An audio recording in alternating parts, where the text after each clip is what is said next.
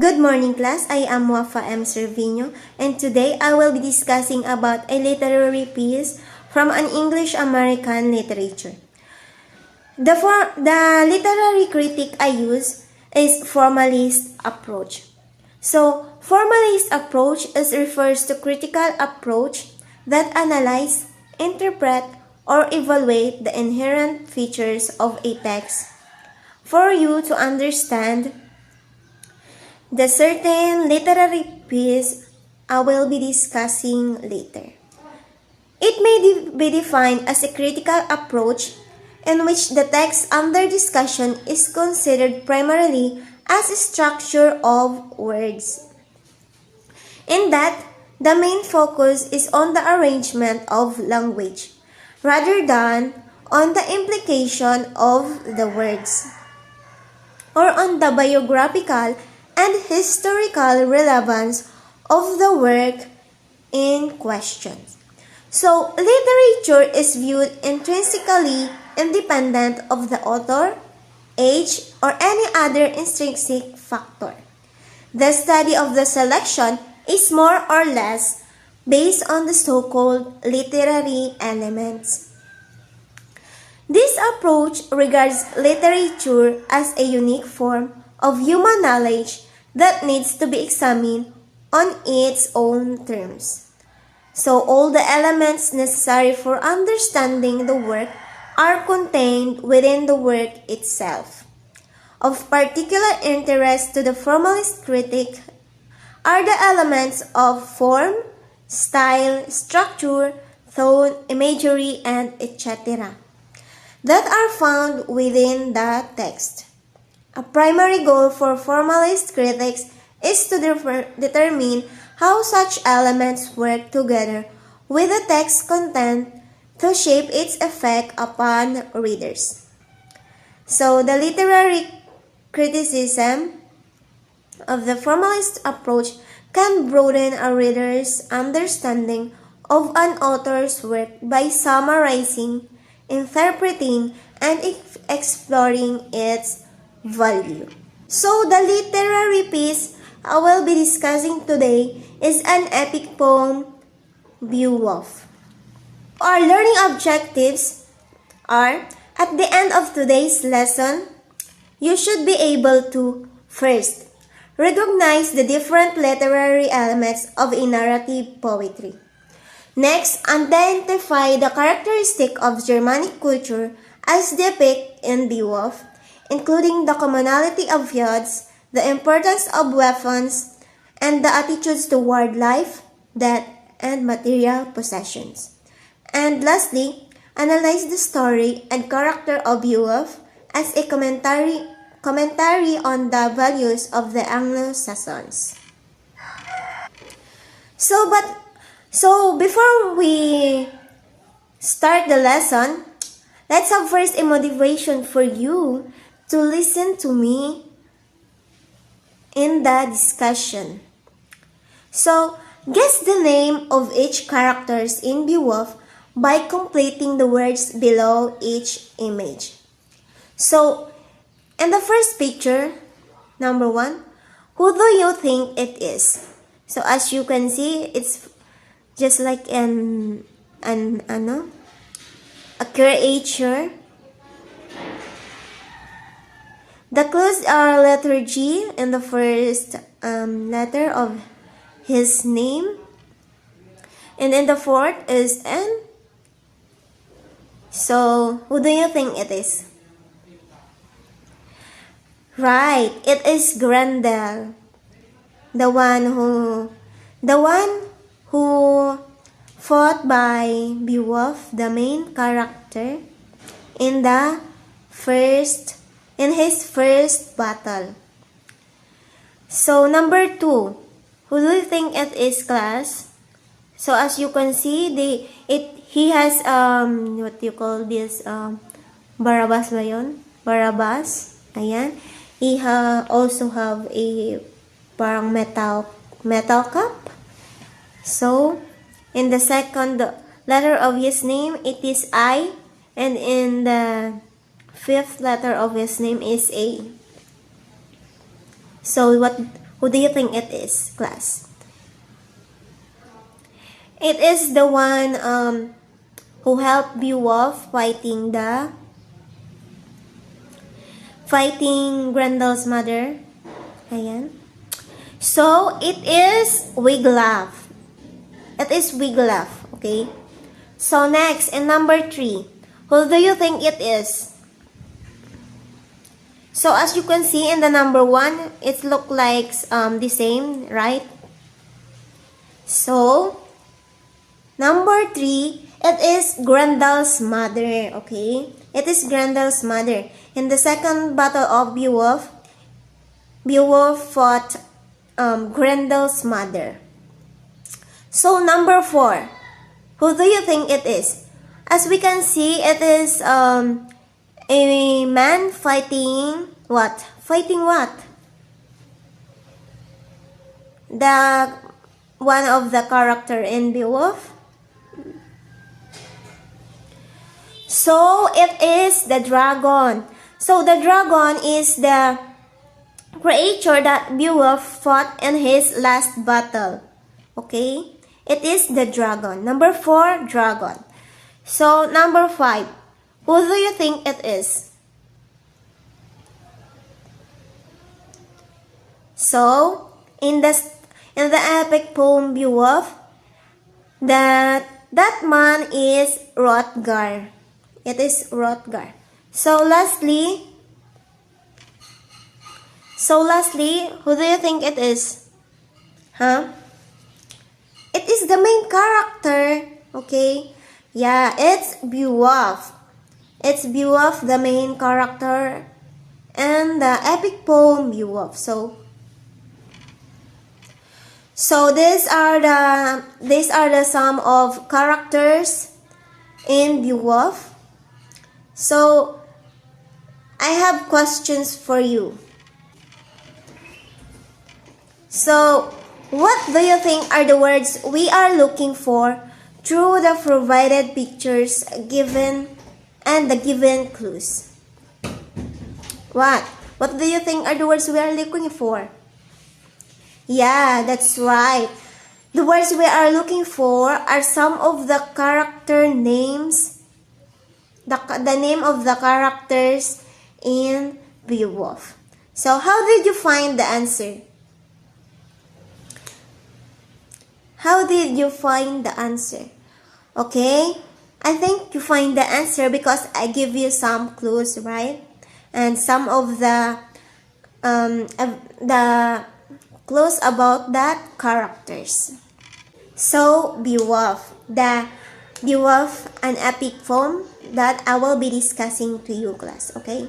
So the major text we will read from this period is the epic poem Beowulf. So why do you think we study English history? So we study English history for us to understand the context of a literary piece. And today, we will understand the context of Beowulf and trying to understand the world which was Old English. Consider the fighting, hunting, farming, and loving Anglo-Saxon heritage. It is the non-Christians' only hope was for fame and commemoration in poetry. So, Beowulf is an heroic poem, is considered the shining star of Old English literature and the earliest European vernacular epic. So, it deals with events of the early 6th century and was probably composed in c. 700 to 750. So, Beowulf tells the story of the Scandinavian hero Beowulf, who gains fame as a young man by vanquishing the monster Grendel and Grendel's mother. Later, as an aging king, he kills a dragon but dies soon after, honored and lamented. Beowulf belongs metrically stylistically and thematically to Germanic heroic tradition, but shows a distinctive Persian influence.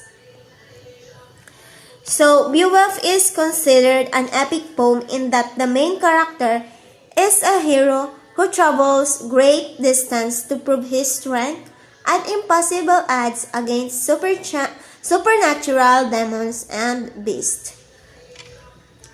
So, the poem begins in medias res or simply in the middle of things, okay?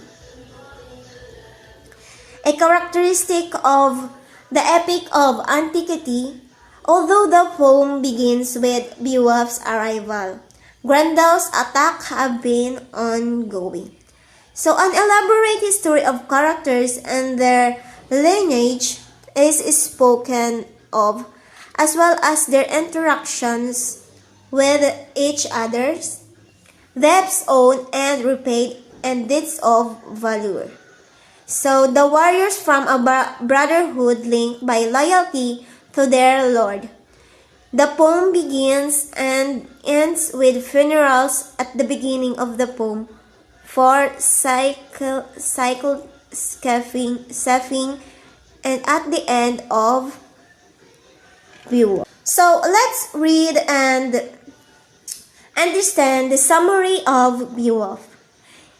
Let's have first the first battle, in which in his first battle, Beowulf fought Grendel.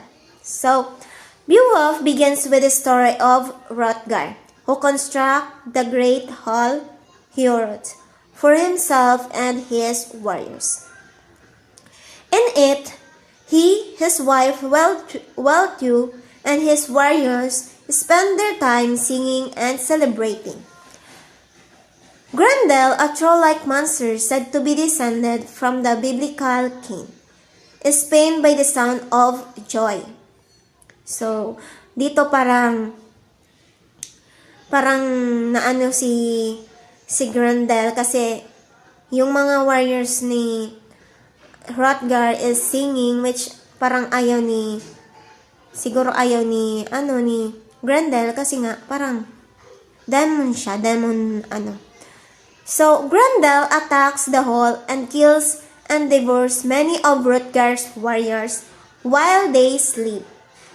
Hrothgar and his people, helpless against Grendel, abandon Heorot. So, parang na-abandon dito yung place nila, which si Beowulf, a young warrior from Gitland, hears of Hrothgar's troubles and with his king's permission leaves his homeland to assist Hrothgar. So Beowulf and his men spend the night in Heorot. Beowulf refuses to use any weapon because he holds himself to be Grendel's equal. So when Grendel enters the hall, Beowulf, who has been feigning sleep, leaps up to clench Grendel's hand. Grendel and Beowulf battle each other violently. So Beowulf retainers draw their swords and rush to his aid, but their blades cannot pierce Grendel's skin. Finally, Beowulf tears Grendel's arm from his body at shoulder, and Grendel runs to his home in the marshes where he dies. Beowulf displayed the whole of Grendel's shoulder and arm, his awesome grasp, for all to see at Heorot. This display will fuel Grendel's mother anger and revenge. So in the next battle, Beowulf fought Grendel's mother. So the next night, after celebrating Grendel's defeat, Hrothgar and his men sleep in Heorot. Grendel's mother angry that her son has been killed. So kung ang isang nanay ay namatayan ng anak, so it will be angry. It will be angry na namatay yung kanyang anak. So Grendel's mother got angry that her son has been killed. Sets out to get revenge. and Beowulf was elsewhere. So earlier, after the award of treasure, the gift had been given another lodging. His assistant will be absent in this battle, and Grendel's mother violently kills Aesir. Aesir is Hrothgar's most loyal fighter and escapes. So Hrothgar, Beowulf, and their men track Grendel's mother to her lair under a lake. And Pharaoh, a warrior who had earlier challenged him, presents Beowulf with his swords, hunting. After stipulating a number of conditions, Hrothgar, in case of his death, including the taking in of his kinsmen and the inheritance by unfurled of Beowulf's estate. Beowulf jumped into the lake, and while harassed by water monster, gets to the bottom, where he finds a cavern. Grendel's mother pulls him in, and she and Beowulf engage in fierce combat. At first, Grendel's mother prevails, and Hrunting proves incapable of hurting her. She throws Beowulf to the ground and, sitting astride him, tries to kill him with a short sword, but Beowulf is saved by his armor. Beowulf spots another sword hanging on the wall and apparently made for giants, and cuts her head off with it. Traveling further into Grendel's mother's lair, Beowulf discovers Grendel's corpse and severs his head with the sword. Its blade melts because of the monster hot blood, leaving only the hilt. Beowulf swims back up to the edge of the lake where his men wait. Carrying the hilt of the sword and Grendel's head, he presents them to Hrothgar upon his return to Heorot. Hrothgar gives Beowulf many gifts, including the sword Naegling, his family heirloom. The events prompt a long reflection by the king, sometimes referred to as Hrothgar's sermon, in which he urged Beowulf to be wary of pride and to reward his thanes. In the final battle, Beowulf fought the dragon. Beowulf turns home and eventually becomes king of his own people. One day, 50 years after Beowulf's battle with Grendel's mother, a slave steals a golden cup from the lair of a dragon at Arnanus. When the dragon sees that the cup has been stolen, it leaves its cave in a rage, burning everything in sight. Beowulf and his warriors come to fight the dragon, but Beowulf tells his men that he will fight the dragon alone, and that they should wait on the barrow. Beowulf descends to do battle with the dragon, but finds himself outmatched. His men, upon seeing this and fearing for their lives, retreat into the woods. One of his men, Wiglaf, however, in great distress at Beowulf's plight, comes to his aid. The two slay the dragon, but Beowulf is mortally wounded. After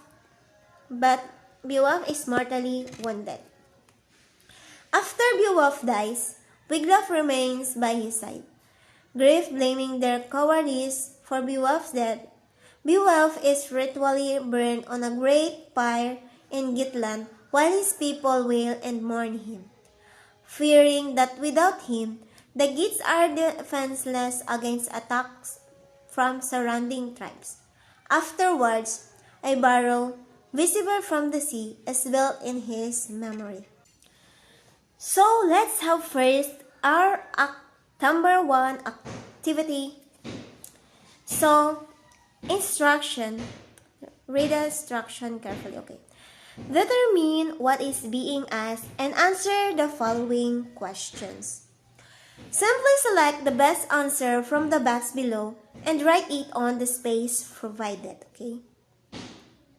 So number 1, it is the structure or the sentence of events of the narrative as it moves through time. It consists of the exposition,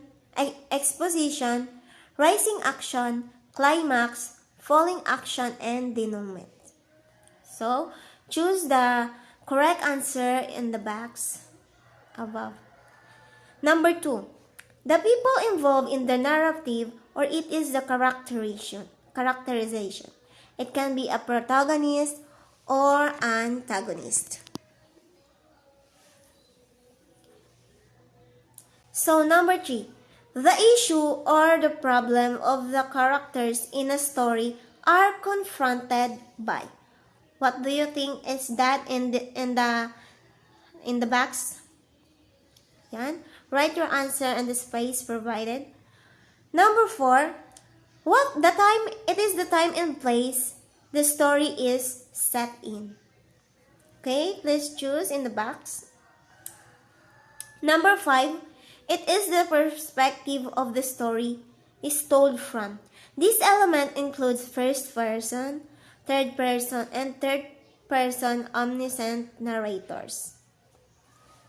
And lastly, number 6, it refers to the way the writer uses language including diction, voice, tone, sentence style, and etc.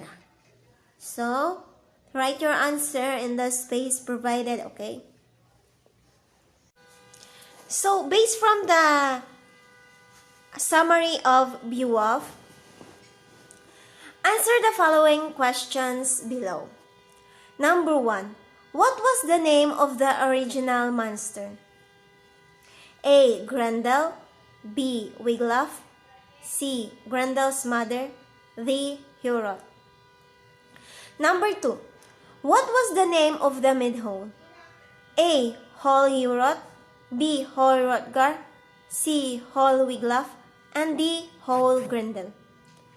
Number 3, how long the monster hunt the Midhole? So, how long the monster hunt the Midhole? Ilang years ba or months or days ba hinant ng monster yung Midhole? Number 4, where is Beowulf's homeland? So, saan daw yung lugar ni Beowulf? Number 5, where is Grendel's mother found? A. River, B. Pool, C. Ocean, D. Lake.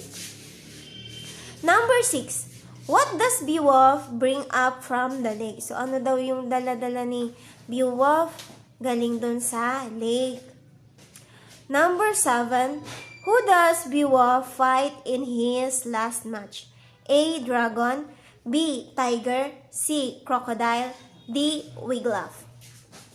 Number 8, who helped Beowulf fight the dragon? A. Wiglaf, B. Hurot, C. Anfort, D. Danes.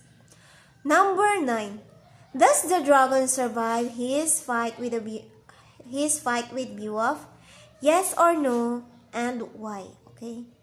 Number 10, what damage does Beowulf do to Grendel at their first meet? So, ano daw yung ginawa ni Beowulf kay Grendel nung una silang nagkita?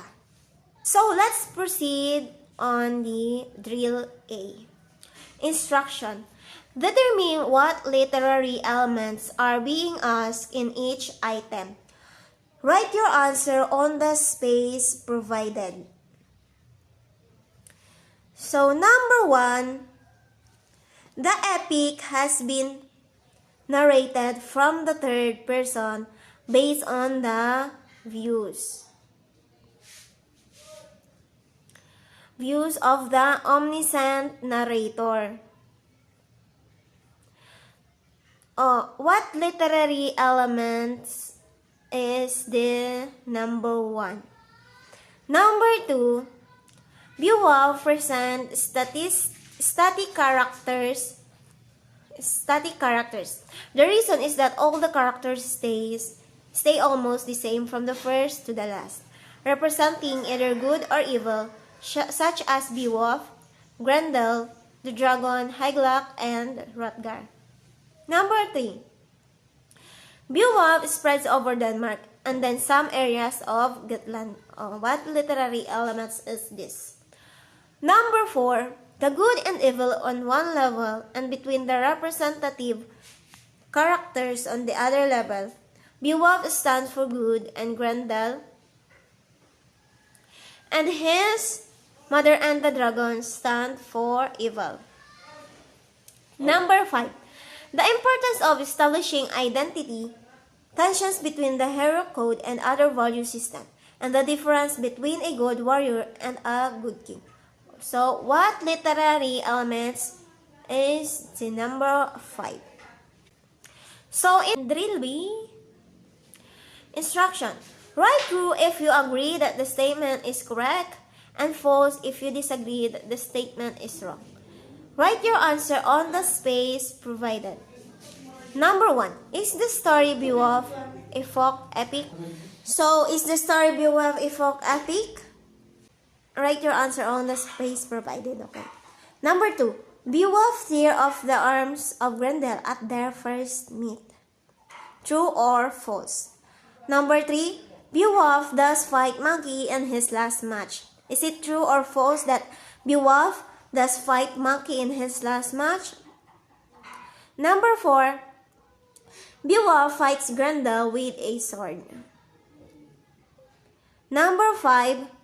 Beowulf comes to help Hrothgar because Hrothgar has sent for him. So write true if you agree and false if you disagree. So an application for you. Write at least one paragraph of one main event you remembered in the summary or story of Beowulf. I read to you. Okay? Write at least one paragraph. So, valuing the literary piece.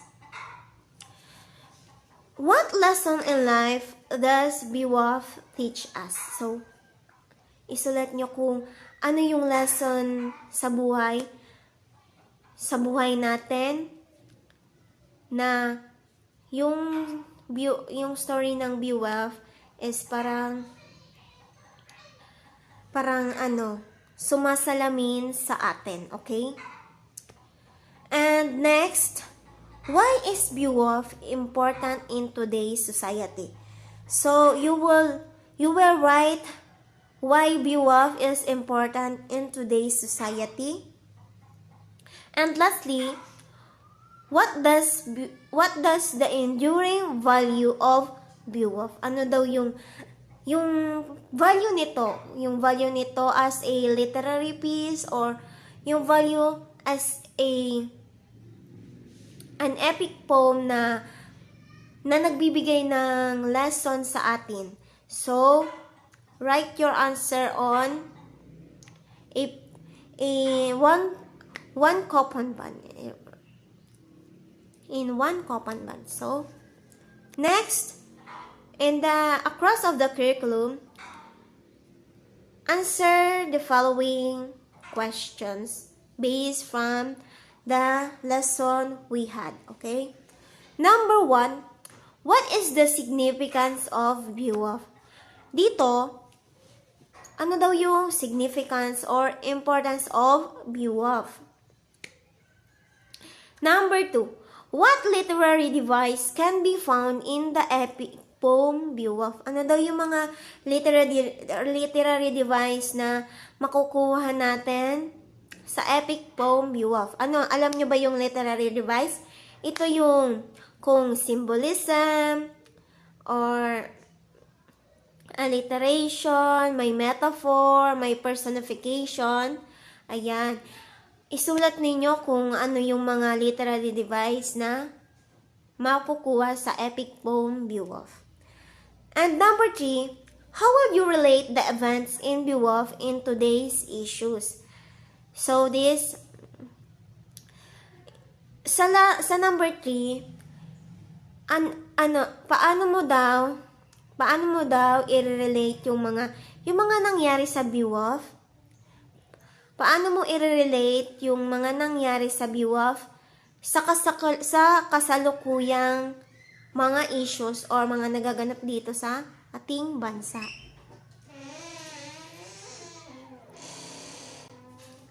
So, let's have the generalization. As you can see, there are two figures. And the figure 1, as you can see, there's a man and a creature. And in figure 2, there's also a man and a creature also. So, in figure 1, the questions is, what do you think happened in the figure 1? So, ano daw yung nangyari dyan sa figure 1? So, isulat nyo yung answer nyo sa papel. Sa coupon band, pwede na yan. And number 5, what creature did Beowulf fight in figure 2? So, ano daw na creature yung kinalaban ni Beowulf dyan sa figure 2? Ayan na. Please, dyan, may mga nakalagay din dyan kung figure 1 or figure 2 para hindi kayo malito. Okay, let's proceed to our evaluation. Evaluation means parang tinetest yung ano nyo, yung kung may natutunan ba kayo sa aking lesson, sa aking i-discuss. So, circle the correct answer of the following questions. Okay? Encircle daw, okay? It means bibilugan yung sagot. Number 1, who helps Beowulf in the dragon fight? So, sino daw yung tumulong kay Beowulf sa ano nung kinalaban niya yung dragon? Okay, A, Hurot, B, Beowulf, C, Adam, D, Aaron. So, encircle the correct answer. Number 2, the weak queen of legend in the poem is A, Motir, B, Grendel's mother, C, Anfert, D, Grendel. Number 3, where is the story of Beowulf set? A, Indiana, B, Scandinavia, C, China, D, Japan. 4, who attacks the King of Danes? Sino daw yung nag-attack doon sa King of Danes? A, Grendel's mother, B, Grendel, C, Dragon, D, Hurot. Number 5, what weapon does Beowulf use to defeat Grendel's mother? A, a magical sword, B, a mysterious broom, C, a knife, D, a magical knife. Number 6, which of the following is the best theme of the story Beowulf? A, great strength makes things right. B, intelligence is greater than strength. C, valor will triumph over evil. D, a king must be wealthy. Number 7, how was Beowulf honored by his men after his death? A, they had a feast in his own honor. B, they forgave those who were responsible. C, they divided his newest treasure among themselves.